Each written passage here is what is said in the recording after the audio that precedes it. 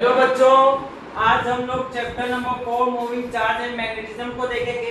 इसमें बच्चों total 6 derivation important है। पहला derivation magnetic field due to a long straight current carrying conductor, मतलब एक करंट कैरिंग कंडक्टर और किसी पॉइंट पर हमें मैग्नेटिक फील्ड को बताना। दूसरी प्रूविंग जो है मैग्नेटिक फील्ड एक centre of circular current loop. यहाँ पे देखिए बच्चों एक सर्कुलर लूप है, उसके सेंटर पे हमें क्या बताना, मैग्नेटिक फील्ड। थर्ड जो प्रूविंग है magnetic field on the axis of a circular current loop, मतलब सर्कुलर लूप है पर उसके सेंटर से कुछ दूरी पर हमें मैग्नेटिक फील्ड को बताना। Calculation of magnetic field inside a long straight solenoid, मतलब एक सोलेनॉइड है बच्चों और उस सोलेनॉइड के अंदर में हमें क्या बताना है, मैग्नेटिक फील्ड को बताना है। Force on A current carrying conductor in a magnetic field, अगर मैग्नेटिक फील्ड में अगर कोई कंडक्टर रखा हो बच्चों, मैग्नेटिक फील्ड में कोई कंडक्टर रखा हुआ है तो उस पर कैसा फोर्स लगेगा हमें ये बताना है। और लास्ट टॉपिक जो है मूविंग कॉइल गैल्वेनोमीटर, ये करंट सेंसिटिव डिवाइस है बच्चों। ये करंट सेंस करके अपनी कॉइल को क्या करता है, मूव करता है। अब इस टॉपिक को, जो टॉपिक है बच्चों मूविंग कॉइल गैल्वेनोमीटर, ये वेरी इंपॉर्टेंट है बच्चों। ये सबसे ज्यादा बोर्ड में पूछा जाता है। इन सभी टॉपिक में सबसे ज्यादा इंपॉर्टेंट टॉपिक है बच्चों जो है मूविंग कॉइल गैल्वेनोमीटर। ठीक बच्चों, एक एक करके हम सभी टॉपिक को अब देखेंगे। आप इसका स्क्रीनशॉट ले सकते हैं। हेलो बच्चों, अब हम लोग यहाँ पर अपना फर्स्ट डेरिवेशन देखेंगे किस तरह ये प्रूव होगा। इसमें क्या, magnetic field due to a long straight current carrying conductor. मैं यहाँ पर बच्चों एक लॉन्ग स्ट्रेट कैरिंग कंडक्टर है,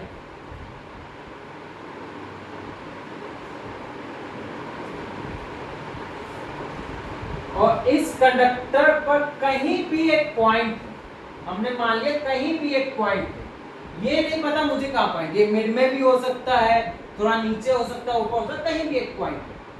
और इस पॉइंट की जो परपेंडिकुलर डिस्टेंस है इस कंडक्टर से, वो हमने a ले ली है।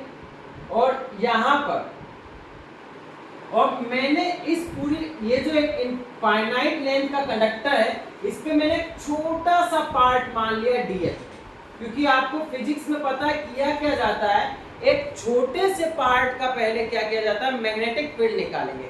इस छोटा सा पार्ट इस पॉइंट पर कितना मैग्नेट प्रोड्यूस करेगा, तब हम क्या कर देंगे, इसका इंटीग्रेशन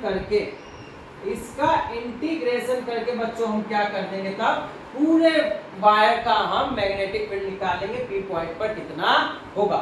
अब यहाँ पे क्या, ये डिस्टेंस हम लोग आर लेंगे स्मॉल पॉइंट से, और ये पूरी डिस्टेंस यहाँ से यहाँ तक कैल लेंगे, यहाँ से यहाँ तक, और ये एंगल ले लिया मैंने थीटा, तो ये होगा बच्चों 90, तो ये एंगल होगा बच्चों 90 माइनस थीटा। ठीक, तो बच्चों हमें बायो सेवर्ट लॉ, सबसे पहले बायो सेवर्ट क्या कहता है बच्चों, कि कोई भी मैग्नेटिक फील्ड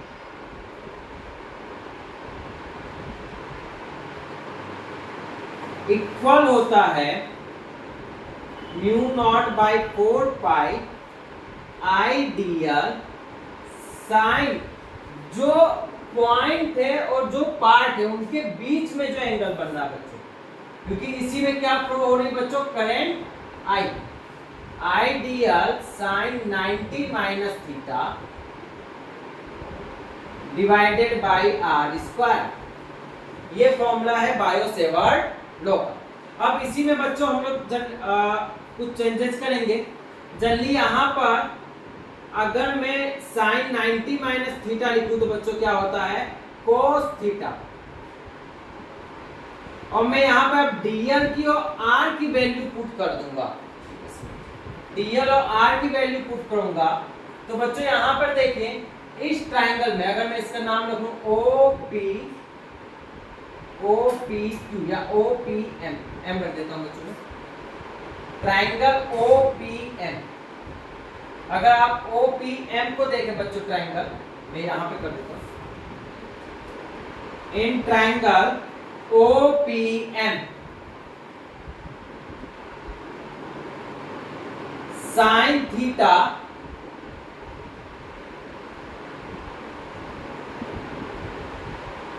cos थीटा बच्चों, cos theta is equal to base by hypotenuse, cos theta is equal to base by hypotenuse, r is equal to a by cos theta. अब इसी के बाद बच्चों एक और फॉर्मूला इसमें लगाएंगे, r की वैल्यू मुझे मिल चुकी है dl के लिए, tan theta is equal to perpendicular by base. तो परपेंडिकुलर क्या है बच्चों, l, और बेस क्या है a, तो l is equal to a tan theta. अब मैं क्या करूंगा, इसे डिफरेंशिएट कर दूंगा, both side differentiate with respect to time, time के रेस्पेक्ट में बच्चों डिफरेंशिएट कर दूंगा, तो dl a tan theta, tan theta का डिफरेंशिएशन क्या होगा बच्चों, sec square theta into d theta, both side में डिफरेंशिएशन किसके टाइम में बच्चों, एंगल के रेस्पेक्ट में, यहाँ पर थीटा के रेस्पेक्ट में मैं डिफरेंशिएशन। अब यहाँ पर आइए बच्चों, इसके आगे में ये वैल्यूज में पुट करूंगा तो क्या मिलेगा मुझे, mu naught by 4 pi I, dl की वैल्यू देखिए बच्चों क्या है, a sec square theta into d theta divided by r की वैल्यू क्या है, a square cos square theta. इसका रेसिप्रोकल कर दीजिए, तो a से a गया बच्चों, i by a sec square theta, बच्चों यहाँ पे cos थीटा और है, cos theta into d theta into cos cube theta. अब बच्चों आपको पता है sec स्क्वायर थीटा को मैं क्या लिख सकता हूँ, 1 बाय cos स्क्वायर थीटा। तो मैग्नेटिक फील्ड का फॉर्मूला क्या आ जाएगा, dB equal to mu naught 4 pi I by a 1 by cos square theta into cos cube theta into d theta. तो ये कट कर दूंगा बच्चों में, तो मेरे पास बचेगा क्या, mu naught 4 pi I by a cos theta into d theta. अब मैं दोनों साइड, ये मैग्नेटिक फील्ड जो निकला है बच्चों, इस पॉइंट पे छोटे से वायर द्वारा कितना इस पे मैग्नेटिक फील्ड आया है, थोड़ा सा मैग्नेटिक फील्ड आया है, तभी मैंने इसको dB से दिखाया। अब पूरे वायर के द्वारा, पूरे कंडक्टर के द्वारा इस पर कितना मैग्नेटिक फील्ड आएगा, उसके लिए बोथ साइड का क्या कर दूंगा बच्चों, इंटीग्रेशन। और जब मैं इंटीग्रेशन करूंगा बच्चों तो ये b हो जाएगा, पर यहाँ पे इंटीग्रेशन किसका होगा बच्चों, खाली cos थीटा का होगा। और इसकी लिमिट कहां से कहां तक होगी, अब ये वायर का एंड में मान ले रहा हूं बच्चों कितना है, इसके साथ बना रहा है ये एंगल φ1, ये कितना बना रहा है φ1। और बच्चों ये अगर मैं ये डायरेक्शन पॉजिटिव लेता हूं तो ये डायरेक्शन क्या होगा, निगेटिव। तो मैं मान लेता हूं इस वायर को थोड़ा सा और बड़ा कर लेता हूं बच्चों, ये जो एंड है, ये जो एंड है, ये कितना एंगल बना रहा है, ये बना रहा -φ2, -φ2। तो ये हम लोग कहां से कहां तक इंटीग्रेट कर रहे हैं, -φ2 से +φ1 तक। ये मैं फिर से समझाता हूं बच्चों, अगर मैं एक डायरेक्शन को पॉजिटिव मान ले रहा हूं यहां से, तो मैं दूसरे डायरेक्शन में चलूंगा तो क्या होगा, निगेटिव। तभी मैंने लिखा है -φ2 से +φ1।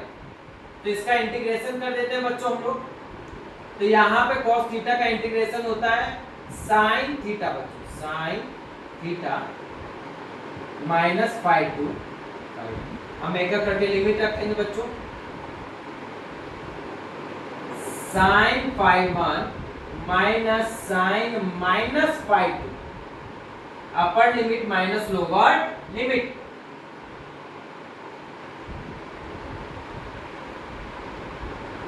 sin φ1 प्लस sin ये बच्चों इसी में अब हम लोग इनके अलग अलग केस देख लेते हैं बच्चों। इसके अलग अलग केस देख लेते हैं कि अलग अलग केस पे ये फॉर्मूला कैसे वर्क करेगा। अगर इनफाइनाइट लॉन्ग वायर हो, केस 1, अगर इनफाइनाइट वायर हो या इनफाइनाइट कंडक्टर हो, इनफाइनाइट वायर हो, तो बच्चा आप लोग क्या करेंगे, यहां पर देखिए अगर वायर इनफाइनाइट होगा तो ये एंगल जो बनाएगा इससे लगभग कितना बनेगा बच्चों, φ1 = φ2 = 90 डिग्री। मतलब b = हम लोग क्या कह सकते हैं, μ0I 4πa sin 90 plus sin 90। मतलब sin 90 वैल्यू 1 होती है बच्चों, 1 + 1 2 μ0I 4πa। या हम 2 से कट कर सकते हैं तो μ0I 2πa। अच्छा, अब इसी का एक केस और देख लेते हैं बच्चों। अगर केस सेकंड क्या है कि अगर वायर इनफाइनाइट हो, एक साइड से इनफाइनाइट हो, सेमी इनफाइनाइट हो, कैसा वायर हो, सेमी इनफाइनाइट वायर, और जो पॉइंट हो वहां ये एंड पे रखा, एक एंड पे हो, तो बच्चों यहां पे एक एंगल की वैल्यू तो 90 डिग्री होगी, पर दूसरे एंगल की वैल्यू क्या होगी बच्चों, 0 डिग्री। दूसरे एंगल की वैल्यू क्या होगी, 0 डिग्री। तब यहाँ पे आपका b = कितना आएगा, μ0 4π I/a, μ0 4π I/a sin 90 plus sin 0। मतलब आपकी वैल्यू जो आ जाएगी बच्चों μ0I 4πa। ये वैल्यू हो जाएगी बच्चों सेमी इनफाइनाइट वायर की। अगर बच्चों यहाँ पे आप इसका स्क्रीनशॉट ले सकते हैं बच्चों, इसका स्क्रीनशॉट ले लीजिए। मैं लास्ट कंडीशन को भी डिस्कस कर लेता हूं। लास्ट कंडीशन क्या है बच्चों,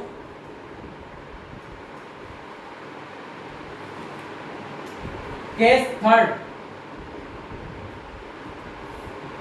अगर फाइनाइट वायर हो और जो पॉइंट P हो वो इसको परपेंडिकुलर बाइसेक्ट करना, मतलब L/2 और L/2, तो परपेंडिकुलर बाइसेक्ट करने का बच्चों मतलब क्या होता है कि इसको हाफ हाफ पार्ट में करेगा ही, और साथ में जो एंगल बनेंगे ये भी क्या होंगे, इक्वल होंगे। एंगल भी क्या होंगे, इक्वल होंगे। अगर ये L/2 है, ये A है बच्चों, तो मुझे ये बताइए ये कितना होगा।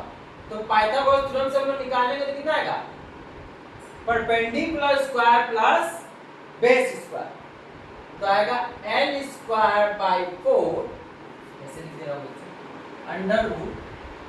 √L²/4 plus A²। ठीक बच्चों, अब मैं इसका फॉर्मूला लिखता हूं तो b = क्या है, μ0 4π I/a। चलिए यहाँ पे दोनों एंगल इक्वल हैं, sin π प्लस sin π। मैं लिख क्या सकता हूँ, μ0 I 4πa 2 sin π। sin π = होता क्या है बच्चों, परपेंडिकुलर बाय हाइपोटेनियस। 2 यहाँ चला गया बच्चों, 2πa, तो sin π की वैल्यू बच्चों परपेंडिकुलर बाय परपेंडिकुलर कितना बच्चों, L/2, और हाइपोटेनियस कितना बच्चों, L²/4 plus A²।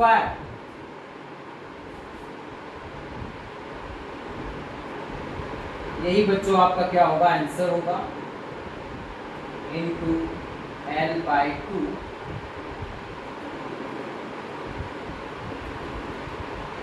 L² plus 4A² into 2 से 2 गया, तो बच्चों यहाँ पर ये फॉर्मूला आ गया जब आपकी लाइन क्या कर रही हो, परपेंडिकुलर बाइसेक्ट कर रही हो, परपेंडिकुलर बाइसेक्ट,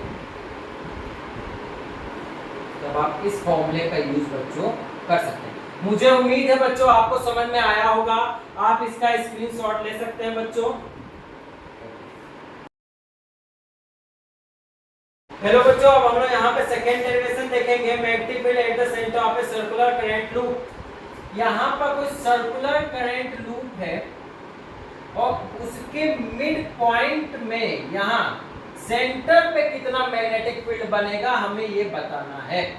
मान लिया हमने करंट फ्लो कर दी आई, ये आई करंट फ्लो हो गई बच्चों। और सबसे पहला वही रूल जो हम लोग फिजिक्स में करते हैं कि यहाँ पे मैंने एक छोटा सा एक पार्ट ले लिया, इस कंडक्टर का एक छोटा सा पार्ट ले लिया, ये इस वायर पे कितना मैग्नेटिज्म प्रोड्यूस करेगा और इस छोटे से पार्ट की सेंटर वो से डिस्टेंस मान ली r। तो बायो सेवर्ट लॉ से अगर हम बात करें तो dB is equal to mu naught 4 pi I dl sine theta by R square. पर बच्चों यहां से हमको थीटा की वैल्यू पता नहीं लगती कि आखिर एंगल होगा कितना। मैं इसका वेक्टर वाला फॉर्मूला लिखता हूं ताकि आपको इसके थीटा की वैल्यू पता लग सके। इसका वेक्टर का फॉर्मूला क्या होता है बच्चों, I R cube DL cross R, DL cross R vector, ये इसका वेक्टर का फॉर्मूला होता है। मतलब जो ये एंगल है वो डीएल और आर के बीच का है, डीएल और आर। अगर मैं डीएल की बात करूं तो डीएल बच्चों क्या इसके ऊपर टेंजेंट की तरह है और ये आर है, तो इनके बीच में जो एंगल बन रहा है वो कितना है बच्चों, 90 डिग्री। कितना है, 90 डिग्री। अब यहां पर देखिए तो यहां 90 डिग्री है, तो अगर मैं राइट हैंड रूल से इसका फॉर्मूला निकालूं, ये बच्चों आर क्यूब होगा आई डेल, क्योंकि आर वेक्टर बाई आर अगर मैग्नीट्यूड होगा तो नीचे में एक आर और बढ़ जाएगा तो यहाँ पे क्यूब होगा। ठीक, अगर मैं इसका डायरेक्शन निकालूं बच्चों मैग्नेटिक फील्ड का, तो A cross B, L cross R, direction कहां की ओर होगा, इस पॉइंट पर बच्चों अंदर की तरफ होगा जो मैग्नेटिक फील्ड प्रोड्यूस होगा। राइट हैंड थंब रूल से मैंने इस मैग्नेटिक फील्ड का डायरेक्शन निकाल लिया। तो DL और R के बीच में एंगल कितना बना है बच्चों, 90 डिग्री। तो अब मैं इसी फॉर्मूले की फिर से बात करता हूं, तो dB इक्वल टू मैं कितना लिख सकता हूं, mu naught by 4 pi I dl sin 90 degree by r square. अब मैं क्या कर दूंगा, बोथ साइड इंटीग्रेट कर दूंगा, बोथ साइड में इंटीग्रेट कर दूंगा। जल्दी sin 90 की वैल्यू क्या होगी बच्चों, 1 होगी। तो अब मैं जैसे ही dB का इंटीग्रेट करूंगा तो होल वायर का क्या आ जाएगा, मैग्नेटिक फील्ड आ जाएगा पॉइंट किस पर, O पर। अब बच्चों यहां पे मैंने कोई लिमिट तो रखी नहीं है। इंटीग्रेशन का मतलब होता क्या है, add up of small small part, add up of small small part. अगर मैं इसके बहुत सारे मिलियंस पार्ट कर दूं, मिलियंस पार्ट कर दूं, तो बच्चों अगर मैं ये सर्कल है तो इस सर्कल के सारे पार्ट को अगर मैं ऐड भी करूंगा तो आखिर ये बनेगा क्या, circumference, circumference of a circle. तो सर्कमफ्रेंस होता कितना बच्चों सर्कल का, 2 पाई a। तो मतलब यहां पे मैंने dl को कहे क्या दिया, इंटीग्रेशन ऑफ dl मतलब सम ऑफ ऑल स्मॉल पार्ट। तो इसको कहते हैं क्या बच्चों, सर्कमफ्रेंस, सर्कमफ्रेंस ऑफ सर्कल। ये होता कितना है बच्चों, 2 पाई r, ये 2 पाई r होगा बच्चों। तो यहाँ पे b इक्वल टू r से r गया, 2 से 2 गया, पाई से पाई गया, तो बचा mu naught I by 2r। किसी भी सेंटर पर पूरे सर्कल द्वारा जितना मैग्नेटिक फील्ड प्रोड्यूस होगा mu naught I by 2r के इक्वल होगा। आप बच्चों इसका स्क्रीनशॉट ले सकते हैं। हेलो बच्चों, अब हम लोग यहाँ पे थर्ड डेरिवेशन देखेंगे, magnetic field on the axis of a circular current loop.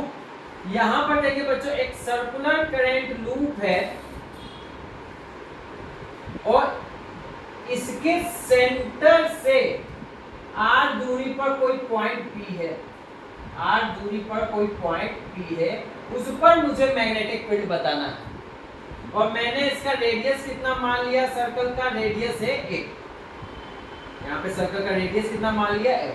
और वही किसी भी अगर फिजिक्स में मैं जो कहता आया हूँ, अगर मुझे पूरे सर्कल का जानना है कि मैग्नेटिक फील्ड इस पॉइंट पर कितना होगा, तो मुझे क्या करना, पहले एक छोटे से पार्ट का निकालना होगा, बाद में उसका इंटीग्रेशन करें। तो मैंने इस पार्ट का नाम ले लिया dl, ये हो गया dl। और यहाँ dl से जो ये दूरी है इसकी बच्चों, मैंने इसे क्या ले लिया है s, और ये एंगल जो है फाई। तो मैं स्टार्ट अपने वहीं से करता हूं, Biot-Savart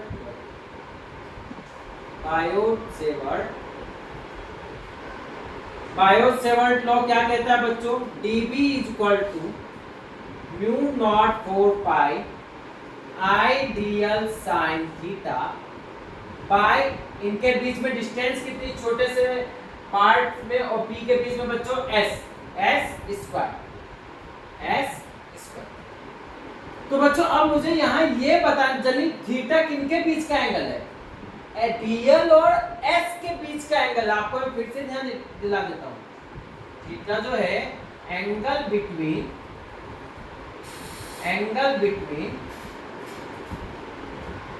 dl and s।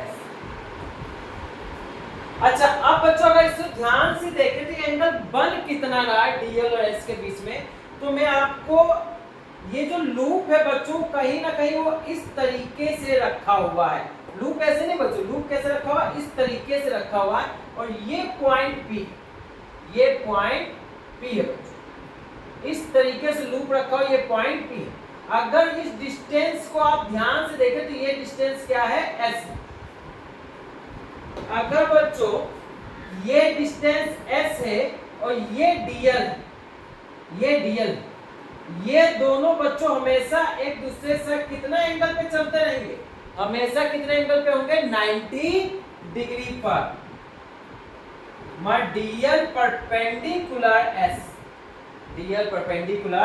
s, तो मैं dp इक्वल टू लिख सकता हूं mu naught 4 pi I dl sin 90 pi s square.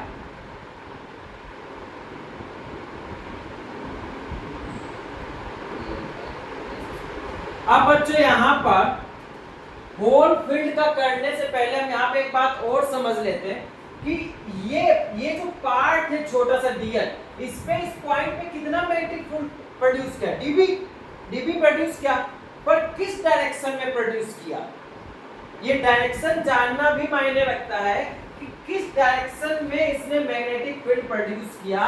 तो बच्चों आप यहाँ ध्यान से देखेंगे तो ये पॉइंट है और ये L है, ये S है, इस पे कौन सा रूल रहेगा, dl क्रॉस S। अगर मैं इसका वेक्टर सम लिखूं, अगर वेक्टर फॉर्मूला लिखूं तो बच्चों ये होता क्या है, dB equal to mu naught by 4 pi into I dl cross S by S। ये फॉर्मूला होता है बच्चों किसका, dB का वेक्टर फॉर्म होता है। तो अगर मुझे इसका डायरेक्शन निकालना है dB का, तो मैं क्रॉस मेथड यूज करूंगा, dl क्रॉस S। तो ये बच्चों कहां की तरफ आ रहा, बाहर की तरफ। ये कहां की तरफ आ रहा है, बाहर की तरफ।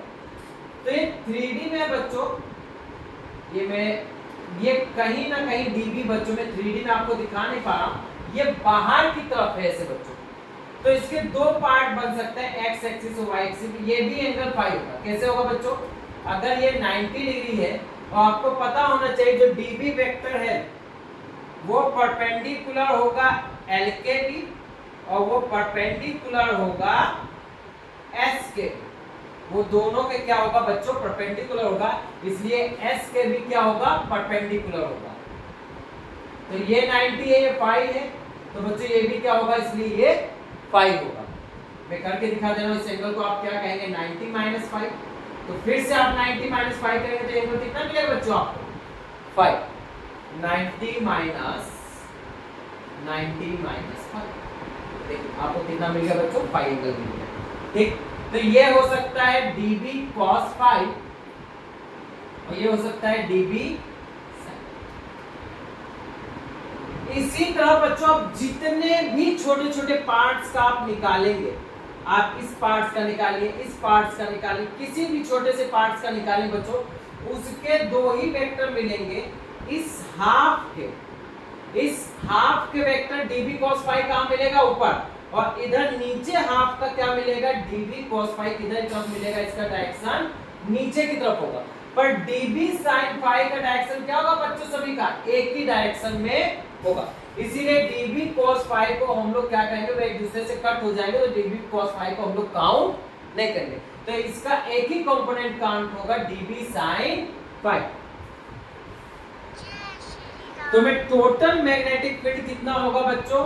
dB sin फाई का इंटीग्रेशन अगर मैं कर दूं तो क्या आ जाएगा? Total magnetic field.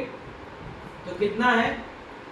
Mu naught by 4 pi I dl by s square sine phi. बच्चों साइन फाई की वैल्यू में क्या लिख सकता हूं? Perpendicular by base. तो मैं क्या लिख सकता हूं? a by s। तो mu naught by 4 pi a by s cube I integration किसका हो जाएगा? dl का।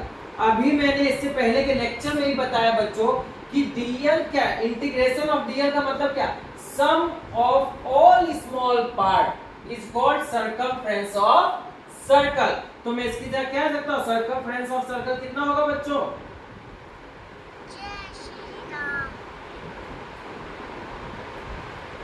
into 2 pi a। Circumference of circle कितना होगा बच्चों? 2 पाई a। पाई से पाई गया, यहां से 2 से 2 गया बच्चों, तो ये आया कितना? b equal to mu naught by 2 I a square by s cube. अगर बच्चों में पाइथागोरस थ्योरम से s की वैल्यू निकालो तो क्या आएगी? Under root a square plus s square. तो मैं यहाँ पे लिख क्या सकता हूँ? Mu naught I by 2 a square under root a square plus r square का होल क्यूब। अगर मैं इसको दूसरे फॉर्म में भी लिखना चाहूँ तो बच्चों में इसे लिख सकता हूँ mu naught I by 2 a square by a square plus r square 2 by. ये फॉर्मूला होता है बच्चों किसी भी सेंटर से किसी दूरी पर, किसी पॉइंट पर मैग्नेटिक फील्ड का। ये बच्चों 3/2, ये 3/2 होगा क्योंकि जो पावर रहती है, जो रूट रहता है वो कहाँ आता है? डिवाइड में आता है। ये बच्चों होगा 3/2। तो ये फॉर्मूला आपको आ गया होगा बच्चों, समझ में आया होगा। आप इसका स्क्रीनशॉट ले सकते हैं। हेलो बच्चों, अब हम लोग यहाँ पे फोर्थ डेरिवेशन करेंगे, calculation of magnetic field and long straight solenoid. यहाँ पर बच्चों हमने एक सोलेनॉइड ले लिया है। सबसे पहले हमने एक सॉफ्ट आयरन ले ली। सॉफ्ट आयरन के ऊपर हमने क्या किया बच्चों? एक सोलेनॉइड को एक वायर लिया मैंने। ये यहाँ से बच्चों इस तरीके से वायर जा रहा है।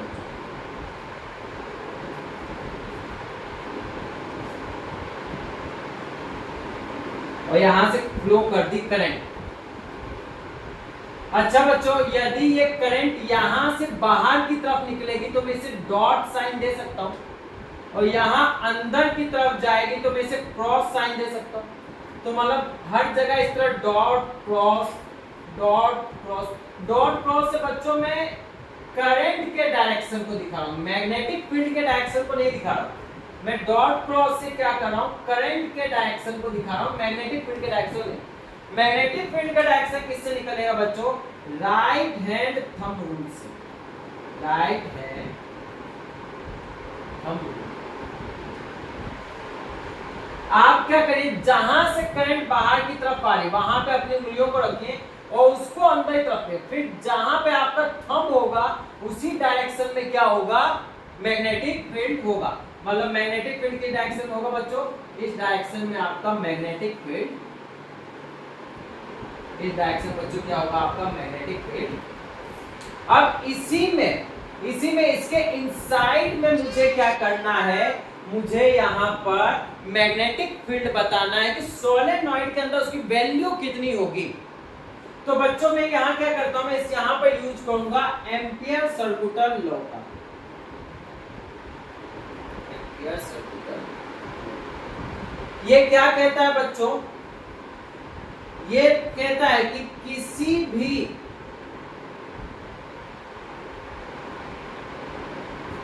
भी क्लोज सर्कुलर में मैग्नेटिक फील्ड अगर मुझे निकालना हो तो उसमें जितनी इनसाइड में करंट है उसका अगर हम म्यू नॉट से इनटू कर दें तो वो मैग्नेटिक फील्ड के इक्वल होगी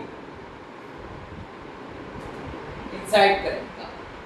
तो बच्चों यहां पर मैं एक इमेजिनरी सरफेस बना लेता हूं जिससे मैं इसके मैग्नेटिक फील्ड को पता कर सकूं। ये मैंने एक इमेजिनरी सरफेस बना लिया A B C D, A B C D, A B C D मैंने एक कोई भी यहाँ पे मान लिया कॉपर का वायर लिया ए बी सी डी और यहाँ पे लाके प्लेस कर दिया।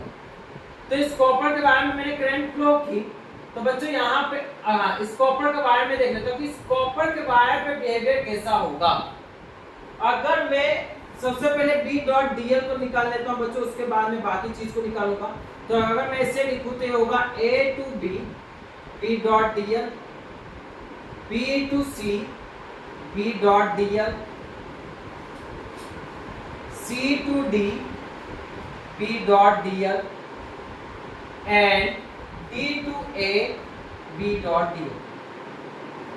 अब बच्चों यहां पर देखिए B से C के बीच में इसकी लेंथ भी यही है और मैग्नेटिक फील्ड भी यही है। तो A से B की लेंथ भी यही है और मैग्नेटिक फील्ड भी इसी डायरेक्शन में है। तो बच्चों दोनों के बीच में एंगल कितना होगा, 0 डिग्री, क्योंकि A dot B equal to क्या होता है बच्चों, AB cos theta.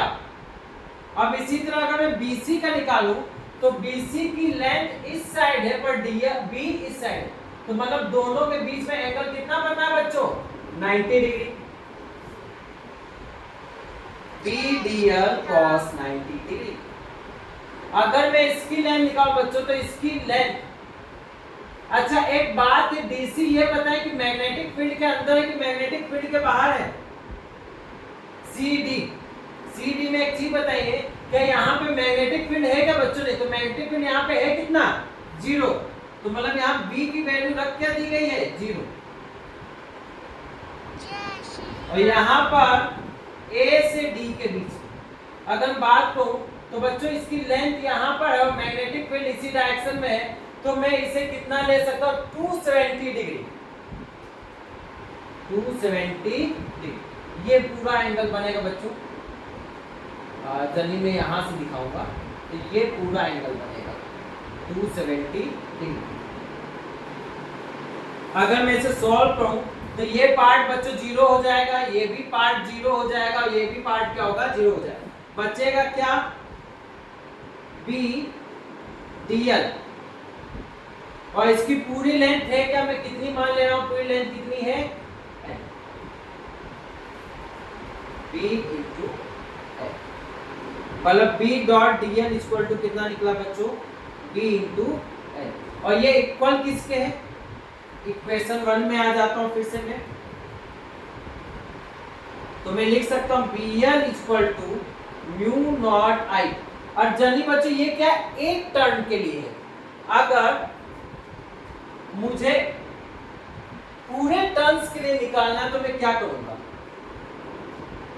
Number of turns,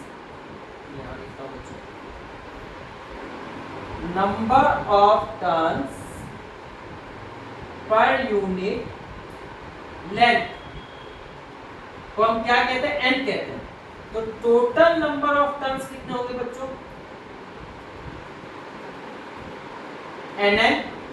तो हम यहां पे लिख क्या सकते हैं, इसी इक्वेशन को हम लोग क्या लिख सकते हैं बच्चों, BL equal to NL mu naught I. तो L से L गया तो B इक्वल टू कितना है बच्चों, N म्यू नॉट आई। मतलब किसी भी सॉलिनॉइड के अंदर बच्चों मैग्नेटिक फील्ड का फॉर्मूला क्या होता है, म्यू नॉट एन आई। अच्छा, इसके अगर एंड की बात की जाए कि एंड पर कितना मैग्नेटिक फील्ड होता है बच्चों, तो एंड पर इसका मैग्नेटिक फील्ड कहां कितना हो जाता है, half mu not an I. And पे जो मैग्नेटिक फील्ड होता है बच्चों क्या हो जाता है, हाफ हो जाता है, हाफ म्यू नॉट एन आई। मुझे उम्मीद है आपको समझ में आया होगा बच्चों, इसका स्क्रीनशॉट आप ले सकते हैं।